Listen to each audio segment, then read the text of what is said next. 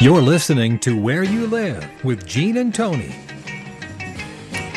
Welcome back to Where You Live with Gene and Tony. Our topic today is just what were they thinking anyway? We've been talking about HOAs that sometimes come up with rules and regulations that we just can't understand why. Or maybe we can, but we wonder how they have the audacity to write it anyway. But HOAs are not alone in that. Some of the things that cities and states have written, I think, are going to just absolutely surprise you. And these are things still on the books. And so we certainly want to hear from our listeners today. Yeah, give us a call with stories or opinions, 651-289-4488. You can also email Gene, Gene, at ncmgi.com. And before we get started, Tony, I want you to let our listeners know we've got a very special webinar coming up. It's a two-part series that you're going to... It is? Teaching. Yes. Boy, I better get that second date on my calendar. Yes. I hadn't looked that far. Okay. Tuesday, April 12th, I'm going to be presenting a webinar online called The Accidental Landlord. And this is a topic near and dear to my heart for many years now. It's tips and advice for the new landlord or for someone considering becoming a landlord. It would also be a good presentation for boards to listen to because it'll give you some insight into what landlords are dealing with renters, and it might help you develop some policies for your homeowners association, rentals within that. So how do people access this? It's all online, right? That's right. Go to our website, which is newconceptsgroup.com. Look for the banner Education and Resources. You'll see webinars, and click on that. You'll get a link to go to webinar where you can register. Okay. It's 7 p.m. Tuesday, April 12th. Okay, and we've got all of the specifics there. And again, it's free. And the other great thing about all of these webinars, too, there is ability for interaction, too. So if folks are listening, they have questions, they can ask specific questions to you during the webinar and have you answer them as well. And there's going to be a second part. Yes. At some point down the road. Yes, there is. And also, just one other item I'd like to let our listeners know here in the first hour. We also have another great resource for you, too. It's a bi-monthly newsletter called What's New. A lot of the topics we cover on the radio show are covered in further detail there. We have a list of our upcoming webinars all the time that people avail themselves of. And all you need to do is give us a call during the week at New Concepts at 952-922-2500. Ask for Courtney, and you'll start receiving your free subscription. Well, let's go to our very next story here. And this is coming out of Phoenix, Arizona. And this is another one that is going to, I think, just pull at people's heartstrings. I mean, our first article about children. Yep. And if there's another topic other than children, it's puppies. There you go. So That's you right. have children and puppies, and we're kind of covering all of that right here. But in this article, it says, posters for Lost Yorkie sparked tiff with the HOA. There was an adventurous 4-pound Yorkshire Terrier who took off last Tuesday morning, sending panic through the Malley family of Cave Creek, which is a suburb of Phoenix, Arizona. Now, the Malleys frantically started placing posters around the neighborhood to help them find their dog named Baby. But said that someone from the Tatum Ranch Homeowners Association started tearing them down because the posters were against HOA rules. I went online. Tatum Ranch Homeowners Association is this huge 3,400 unit master plan community of single-family homes. Wow. All detached in one association, and they were not allowed, so they were being torn down.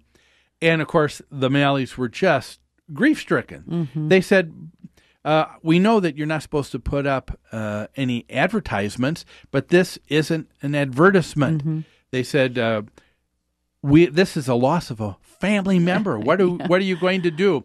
I can certainly understand. I mean, anybody that has a dog knows that they become members of the family. Absolutely, they do. And they're and also, if your dog is lost, you need to do something quick and in a timely manner to get the word out. Oh, so a great way to do that is to put flyers up. Yep, and this happened with me.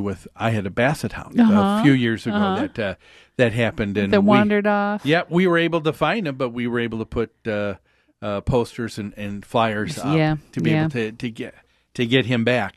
The other thing that's interesting here in Phoenix, Arizona, we're talking about an area too where there's coyotes out. Yeah, so a little 4-pound morsel is not something you want out there, to be left. Fortunately, though, it says that a neighbor found baby near the street later that day on Tuesday and kept him safely at her house until Mally returned from home after work. And it was actually one of those signs. One that was still left up and missed that led the neighbor to the lost pup's grateful owners.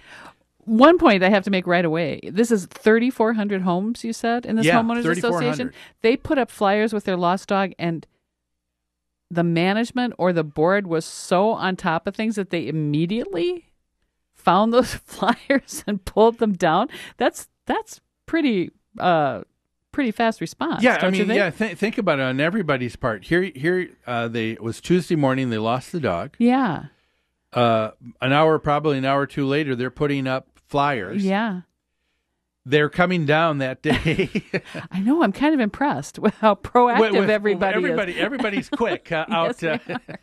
Yes, they are out there. But and again, you take a look at this story, and people, it pulls at your heartstrings, and you again ask the question: what's wrong with the HOA board? Yeah. Are they being just heartless? Are they being cruel here? I don't know that I think that that's necessarily the case. Yeah. What do you think? What could have been done differently? Well, a couple things come to my mind here.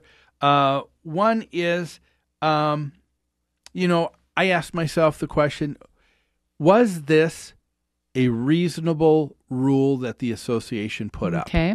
And, I think even though this certainly is an emotional story about someone's beloved pet, put that aside. Did the board have a reason for wanting to say that we don't want posters and advertisements up on telephone poles and light poles and on mailboxes around the association? Because it looks bad. And it looks like litter. And then nobody picks up after a while. That gets blown away, and the neighborhood is littered. So, I can see why they're doing it. In South Minneapolis, especially now starting at this time of year, there are hundreds of yard sales, garage sales, estate sales in the spring, and you see those flyers everywhere. You'll see 10 of them on one telephone pole, and there they stay. It's not very often that people actually go around and clean those off. I did some calling, and I found out from the folks in Phoenix, Arizona, and this story was in a special suburb called Cave Creek. Mm-hmm. And I talked to the Cave Creek Police Department, and they said it is okay and lawful to post flyers and advertisements on telephone poles and on lampposts in the city. However, we're talking about a homeowners association. Right. I decided to call Minneapolis. All right. Do you think it's allowed there? Well, it's certainly done. It's done, but do you know that it is against the law? Oh, no. Yes, it is. I did not know that. In the city of Minneapolis. I mean, realistically, the reason why you see posters and flyers all the time is because, of all of the issues and concerns that the police has to deal with. Sure. This is kind of far down on that priority list to be able to deal with. Yeah, that's true. They have to set their priorities. Yeah, so, there are a number of cities HOAs aren't the only ones. Yeah. A lot of cities have the same kind of rule too. Yeah. They don't want it because of it creates trash. However, the homeowners here, the pet owners, have a point, and that is this is an urgent issue that we need to address right now. Why is it such a big deal? It's not an advertisement. It's not huge. It's just a flyer, a temporary flyer, so that people can contact us. They seem to have a point. Yeah. Oh, most definitely. But to me, this is a clear case of, instead of pointing fingers and saying, look how terrible the board is, why not stop and say, you know what, the association tried to create something that was a good rule. Yep. And I think they really did. Yep. But now we've found here is an exception. Now an HOA, when fronted with something like this, they need to ask, is this an exception that we should allow? Yeah, exactly. And so I think it's an opportunity for the association and for the homeowner as well to be involved, become active with their HOA board in trying to come up with a compromise for the future. Because I think that's how better laws, better rules are formed. It's because people take part in being involved in the process. And really, that's what a good board wants to do, is draft rules and regulations that help the homeowners and help their members. But if the members don't give them any feedback, they end up kind of operating in a vacuum. Oh, yes. And that's exactly a lot of what we're talking about on our show today, folks, is what were they thinking anyway, And we've talked now about two examples from two homeowner associations that at first blush seem to be just a little bit heavy-handed, uncaring by the board of directors. But as you begin to take a look at it, you say, you know what, there are reasons behind some of these laws. Yeah. Sometimes we're so quick with the HOA to just say that they're awful, they have too much authority, and that's not the case. We just need to stop and think. Members forget that the HOA is you. If you're a member of that community and you bought a home in that HOA, it is you that you're talking about, and the board represents you. It's not some evil entity out there somewhere. It's your neighbors and yourself. Well, we need to take a break right now, but when we come back, we want to begin to give you some of those funny laws in cities and, yes, states still active today. We want to hear from you as well. The number 651-289-4488. When we ask the question, just what were they thinking anyway? More after these messages.